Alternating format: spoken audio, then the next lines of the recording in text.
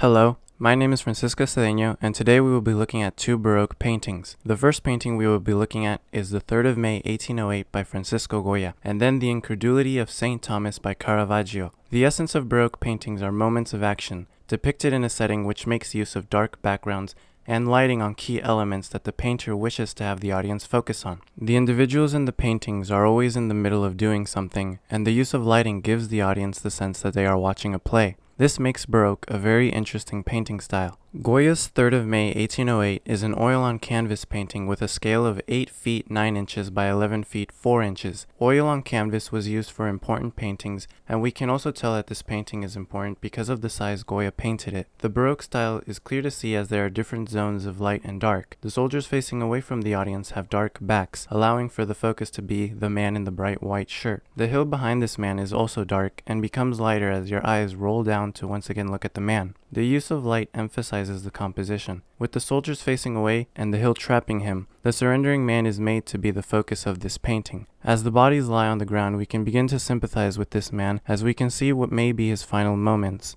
The stoic response of the soldiers in continuing to point their guns leads the audience to view them negatively. Goya had fulfilled royal commissions for several years, becoming one of the most famous painters in Spain. During the Peninsular Wars at the time Napoleon was the Emperor of France, the French army attempted to conquer Spain, succeeding in dethroning King Ferdinand VII. Later, the Spaniards would attempt an uprising. As retaliation, French soldiers executed captured Spaniards. After the end of the war and the return of King Ferdinand VII, Goya had asked for permission to paint the glorious insurrection against Napoleon, the tyrant of Europe. Ferdinand agreed, and Goya set to paint both the spirit of Spain and the injustice of the French. The 3rd of May 1808 is a painting that was not commissioned, but rather painted for serving the purpose of spreading the painter's beliefs. The finished stroke is very rushed, not only helping add to the intensity of the moment, but also demonstrating that its purpose was not just for show. The next artwork is Caravaggio's The Incredulity of St. Thomas, which is also an oil-on-canvas painting. This painting is 3 feet 6 inches by 4 feet 9 inches. The material shows that this painting was important, but its size was not meant to be a statement such as Goya's. The brushstrokes are also made with an incredible level of detail, meaning that this painting was meant to be on display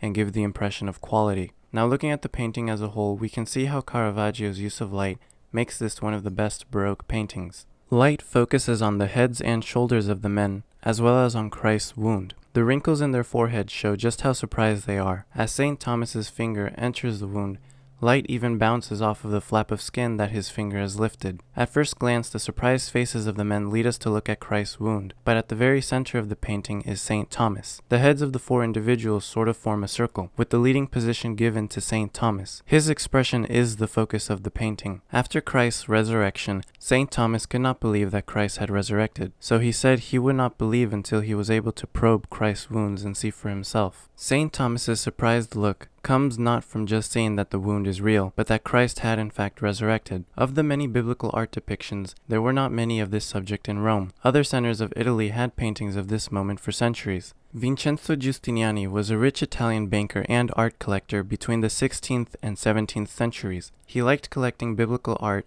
and would even purchase art rejected by the church. He commissioned The Incredulity of St. Thomas because he felt that the biblical moment was missing from his collection and from Rome itself. One of his many skilled painters was Caravaggio. We can see the difference between paintings that are commissioned and made by the painter themselves. In the case of Goya, he chose to let the world know about the injustice the French soldiers had committed in Spain, while Giustiniani had paintings commissioned for his own hobby of art collecting. The paintings that are commissioned are impressive though, and are still important, but they do not carry the same weight to them as paintings that painters make themselves. Goya had rarely made art on his own behalf until his etchings. Upon his old patron returning to his throne, Goya had to ask for permission to paint what he wanted. Patrons had the money to spend on painting supplies and canvases, so they were not so serious about always having paintings commissioned with a message. Painters who made their own paintings did so rarely, so they liked to make sure that it was significant.